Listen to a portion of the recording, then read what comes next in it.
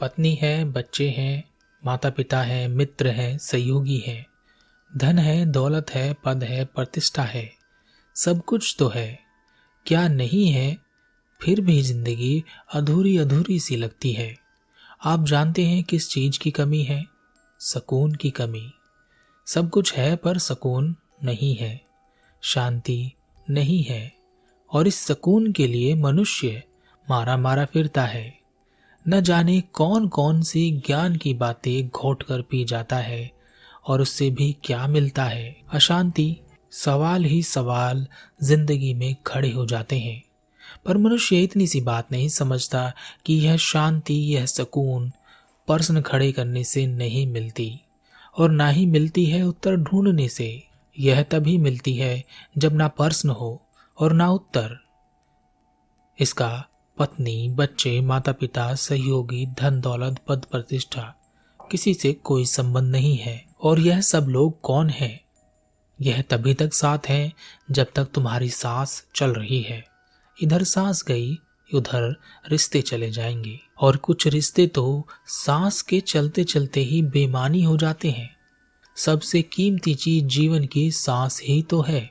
तुम्हारे जन्म से तुम्हारी पहली सांस और तुम्हारी मृत्यु तक, तुम्हारी आखिरी सांस तक, सांस ही तो जीवन है।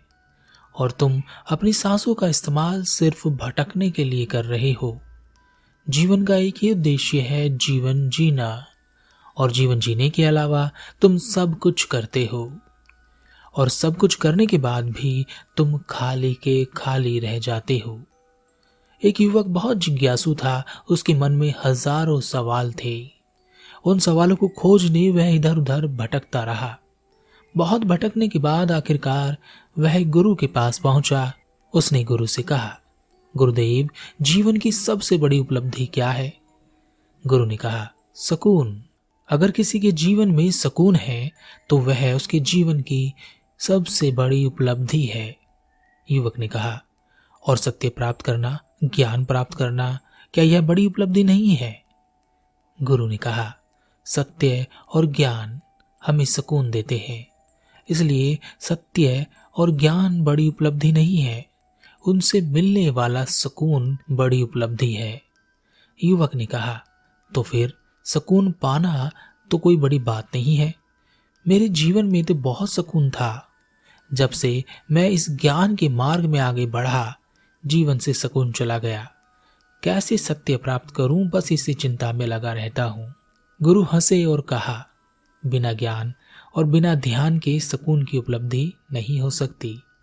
और जिसके जीवन में सुकून है उसे ज्ञान और ध्यान दोनों प्राप्त हो जाते हैं।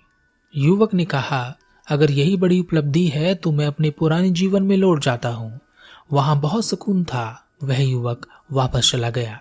कुछ वर्षों बाद वह वापस गुरु के पास आया और चरणों में गिर गया। उसने कहा, मेरे जीवन में सुकून नहीं है गुरुदेव। हमेशा चिंता दुविधा में ही रहता हूँ।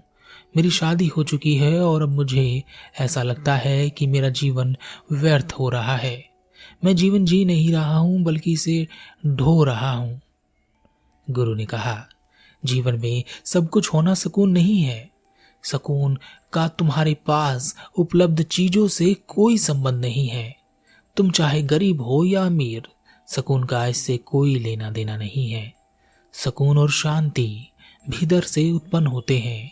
भीतर हम ध्यान के माध्यम से जाते हैं, ध्यान से ज्ञान उत्पन्न होता है और उसी ज्ञान से हमें सुकून मिलता है।